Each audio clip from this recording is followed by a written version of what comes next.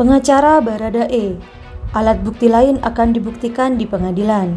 Semua persidangan yang ada sekarang ini baru pengantar, baru bumbu-bumbunya. Sebenarnya yang menjadi fokus dari kasus ini adalah apakah pembunuhan berencana atau tidak. Ya. Itu yang jadi fokus. Dan mungkin ini tidak akan pernah kalian tahu. Kenapa saya tahu? Saya sudah sempat ditunjuk sebagai kuasa oleh Sambo, yang kemudian saya mundur. Ya, dia mengatakan di sini Pak Edward bahwa pembunuhan sederhana itu harus dipenuhi 3 unsur. Satu, ketika pelaku memutuskan kehendak itu dalam keadaan tenang. Dalam keadaan tenang. Dalam keadaan tenang, tembak dalam keadaan tenang. Ini dalam keadaan menangis. Apakah itu tenang? Itu jadi perdebatan nanti. Jadi kalau menangis itu ke anggota Kompolnas siapa yang Putri itu juga dia nangis sama LPSK. Ya, selain LPSK, Taupan Damani juga dia nangis. Anam juga dia nangis. Jadi dia merencanakan itu, tetapi dengan strategi yang dibilang Mas Sugeng tadi itu pemain watak, jadi bisa dia ketawa kemudian nangis. Jadi kalau soal nangis itu memang dia strategi itulah juga meyakinkan kemudian orang sampai melakukan obstruction of justice. Bagian dari rencana. Artinya bagian daripada rencananya. Kan dia belum di BAP, ya. Dia belum di BAP nih, Sambo. 12 Juli ada seseorang menelpon saya menyatakan ya bahwa Sambo itu menangis dan menyesal. Sama nih, menangis dan menyesal, menyatakan kepada dia, mengapa bukan dia saja yang menembak? Itu ada pernyataan. Kemudian dia baru di BAP.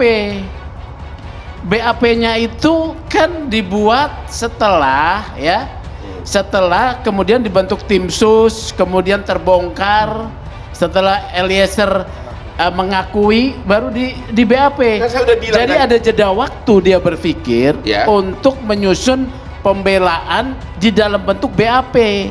Kasus Ferdi Sambo CS memasuki babak baru. Hari ini 10 Oktober Kejagung akan melimpahkan berkas perkara ke Pengadilan Negeri Jakarta Selatan.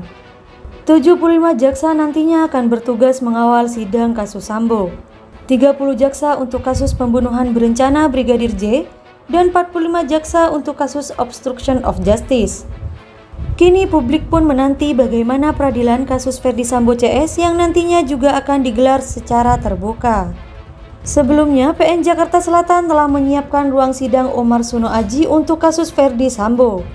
Sidang akan terbuka untuk umum karena merupakan kasus pembunuhan berencana, bukan kasus asusila. Pengacara Baradae, Roni Talapesi mengatakan, pihaknya akan membuktikan alat bukti lain dalam persidangan kasus pembunuhan Joshua. Ex-Kadif Propam Polri itu bersaksi dalam sidang dengan terdakwa Richard Eliezer, Ricky Rizal, dan Kuat Ma'ruf.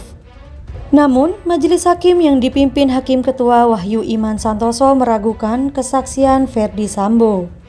Pasalnya, kesaksian Ferdi Sambo dinilai tidak masuk akal apabila disandingkan dengan bukti dan kesaksian dari saksi-saksi sebelumnya. Dari tadi saya perhatikan cerita saudara nggak masuk di akal. Dengan bukti-bukti yang ada, nggak masuk di akal, kata Hakim Wahyu. Bahkan Hakim Wahyu membeberkan kenapa keterangan Ferdi Sambo tak masuk akal di mata majelis. Salah satunya adalah keterangan Sambo yang menyebut istrinya Putri Chandrawati dalam keadaan sakit saat tiba di Jakarta dari Magelang. Saudara menyebut istri saudara mengatakan, "Saya sakit."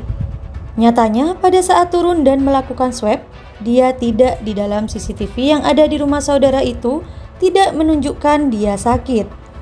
Itu yang pertama, kata hakim. Dan kalaupun toh sakit, dia cukup untuk saudara punya uang untuk pergi ke rumah sakit. Itu yang pertama, ujarnya lagi. Hal kedua yang tak masuk akal adalah Ferdi Sambo tidak mengetahui dengan siapa Putri Chandrawati akan isolasi mandiri di rumah dinas di Kompleks Duren 3. Itu satu hal yang tidak masuk akal. Kenapa tidak masuk akal? Ketika mereka berangkat dari Magelang itu ada Kuat, ada Eliezer, ada Susi, dan istri saudara. Di belakangnya baru ada Ricky dan Joshua, kata Hakim Wahyu. Pada saat hendak meninggalkan rumah Saguling untuk isoman, istri saudara didampingi oleh saudara RR, J, KM, dan RE tanpa Susi. Jadi sangat lucu kalau saudara nggak tahu siapa yang mau diajak. Itu kedua, ujarnya lagi. Kejanggalan berikutnya, Ferdy Sambo menyebut akan bertemu Brigadir J malam hari setelah sepulang dari bermain bulu tangkis bersama rekan polisinya. Keterangan Ferdy Sambo ini berseberangan dengan keterangan dua ajudannya, yaitu Prayogi dan Azan Romer.